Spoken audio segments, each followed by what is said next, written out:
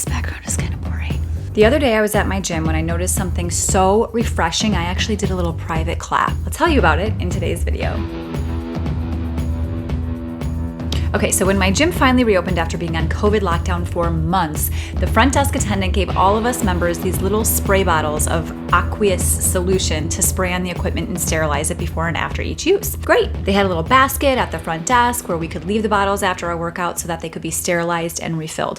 The thing is, no one really did this. Instead, people were leaving the bottles right by the towel bin upstairs at the gym. And I have to admit, it was kind of annoying to have to carry around this spray bottle, though I can appreciate its purpose, and I may have left it by the towel bin myself. Well, weeks went by and more people were putting these little bottles by the towel bin so that a little colony started to form. And this is why I love my gym, because instead of posting angry signs demanding that the bottles be returned to the designated basket, the staff at the gym put a basket by the towel drop, thereby making it the new official place to leave the bottles. Isn't that great? Instead of being rigid, they adapted to the situation and in the process made things a whole lot easier on all of us. Now, I personally was tickled by this, and it made me think about how the ability to be adaptable is the name of the game for anyone in business right now. And if you're working from home due to the pandemic, you're probably like, yeah, don't even get me started on adaptability because I'm propping up my laptop with my laundry basket for all of these Zoom calls. But what if you struggle to adapt? What if you find yourself being a little type A, a little I don't like change, a little bit too married to a previously held structure or routine? Let's chat. Years ago, the Harvard Business Review published an article about how adaptability was the new competitive advantage. And another article written on the subject stated that adaptability has two main parts. First is flexibility, or your willingness to adapt, and the second is versatility, which is your ability to adapt. Now think for a second about the year 2020. Which companies have you seen adapt? Here in Chicago, I think right away about the restaurant industry, because during quarantine, I wanted to support some of my favorite restaurants, so I'd call in to order carryout, and when I went to go pick up my food, I hardly recognized the place. The chairs and tables were pushed aside, there was plexiglass everywhere, and the kitchens were churning out orders like I was at a live art auction. They were like, I have a chicken parmesan for David. David, your chicken parmesan is ready. Susie, I have a family dinner for Susie. Family Italian dinner for Susie with extra garlic bread. I don't know why I'm doing those accents. That's not how they talked. It was and continues to be so inspiring to see how people and businesses have really stood up to this challenging year and adapted. So how can you adapt? Well, let's start by remembering this quote from our old friend Albert. The measure of intelligence is the ability to change.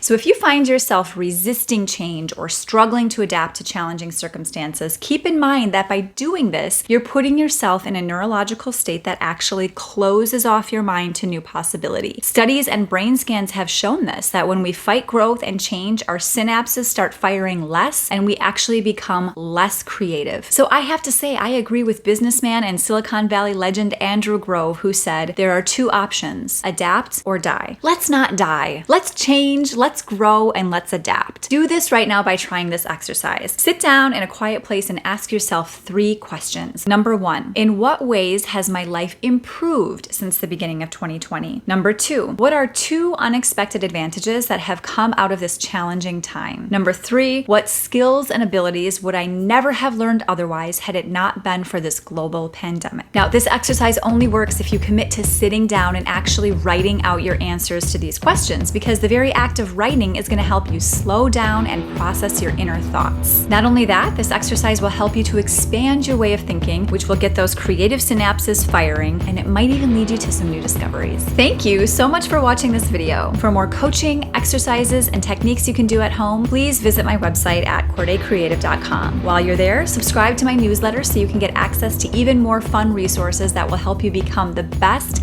most powerful version of yourself.